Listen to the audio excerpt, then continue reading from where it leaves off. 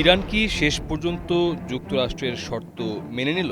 পরমাণু কর্মসূচি নিয়ে কি বড় ধরনের সমঝোতার পথে হাঁটছে তেহরান, নাকি এর পেছনে রয়েছে আরও বড় কোনো কূটনৈতিক কৌশল? মধ্যপ্রাচ্যের রাজনীতিতে নতুন করে আলোচনার জন্ম দিয়েছেন মার্কিন প্রেসিডেন্ট ডোনাল্ড ট্রাম্প। নিজের সামাজিক যোগাযোগ মাধ্যম ট্রুথ সোশ্যালে দেওয়া এক বার্তায় তিনি দাবি করেছেন, ইরান তাদের পারমাণবিক কর্মসূচির উপর সর্বোচ্চ স্তরের আন্তর্জাতিক পরিদর্শনের সুযোগ দিতে সম্পূর্ণভাবে সম্মত হয়েছে। ট্রাম্পের ভাষ্য অনুযায়ী এই শর্তে রাজি না হলে ইরানের সঙ্গে কোনো ধরনের আলোচনা বা সমঝোতায় এগিয়ে নেওয়া হতো না।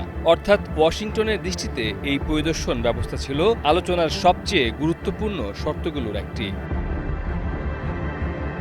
তবে এখানেই শেষ নয়। ট্রাম্প আরও দাবি করেছেন, পরমাণু ইস্যুর পাশাপাশি ইরান আরও কিছু গুরুত্বপূর্ণ বিষয়ে ছাড় দিতে রাজি হয়েছে। আর সেই কারণেই যুক্তরাষ্ট্রও কিছু ক্ষেত্রে নমনীয় অবস্থান নিয়েছে বলে তিনি ইঙ্গিত দিয়েছেন। সবচেয়ে আলোচিত বিষয়গুলোর একটি হল হরমুজ প্রণালী। বিশ্বের জ্বালানি সরবরাহের অন্যতম গুরুত্বপূর্ণ এই জলপথ নিয়ে বহুদিন ধরেই উত্তেজনা ছিল। ট্রাম্প জানিয়েছেন তিনি হরমুজ প্রণালী খোলা রাখার বিষয়ে সম্মতি দিয়েছেন এবং বর্তমানে সেখানে নতুন করে অবরোধ আরোপের সম্ভাবনা খুবই কম। তবে তার বক্তব্যে একটি সতর্ক সংকেত ছিল। তিনি স্পষ্ট করে বলেছেন, পরিস্থিতি পরিবর্তিত হলে প্রয়োজনীয় ব্যবস্থা নিতে যুক্তরাষ্ট্র প্রস্তুত রয়েছে। সে কারণেই মার্কিন যুদ্ধ জাহাজগুলো এখনও কৌশলগত অবস্থানে মোতায়েন রাখা হয়েছে। এদিকে নিষেধাজ্ঞা ও অর্থনৈতিক চাপের প্রশ্নেও নতুন তথ্য সামনে এনেছেন ট্রাম্প। তার দাবি, ইরানের জন্য যে অর্থ ছাড় করা হবে বা অবরুদ্ধ তহবিল মুক্ত করা হবে, সেগুলো সরাসরি তেহরানের হাতে যাবে না, বরং সেই অর্থ যুক্তরাষ্ট্রের নিয়ন্ত্রণাধীন বিশেষ এসক্রো অ্যাকাউন্টে রাখা হবে। অর্থাৎ অর্থ ব্যবহারের ওপরও কঠোর নজরদারি থাকবে। ট্রাম্পের মতে এই অর্থ কেবল খাদ্য, ওষুধ এবং মানবিক প্রয়োজন মেটানোর কাজে ব্যবহার করা যাবে। আরও একটি বিষয় বিশেষভাবে উল্লেখ করেছেন মার্কিন প্রেসিডেন্ট। তার দাবি, এই অর্থের একটি বড় অংশ দিয়ে যুক্তরাষ্ট্রের কৃষিপণ্য কিনতে হবে। এর মধ্যে রয়েছে ভুট্টা, গম এবং সয়াবিনের মতো গুরুত্বপূর্ণ কৃষিপণ্য। ফলে এই সমঝোতা শুধু কূটনৈতিক নয়, অর্থনৈতিক দিক থেকেও যুক্তরাষ্ট্রের জন্য লাভজনক হবে বলে তিনি মনে করছেন।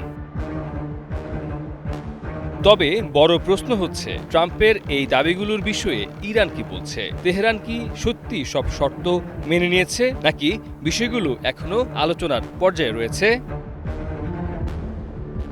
কারণ অতীত অভিজ্ঞতা বলছে, যুক্তরাষ্ট্র ও ইরানের মধ্যে যে কোনো সমঝোতার পথ কখনোই সহজ ছিল না। পরমাণু কর্মসূচি, নিষেধাজ্ঞা, আঞ্চলিক নিরাপত্তা এবং অর্থনৈতিক চাপ প্রতিটি বিষয়ই দীর্ঘদিন ধরে দুই দেশের মধ্যে বিরোধের কেন্দ্রবিন্দুতে রয়েছে।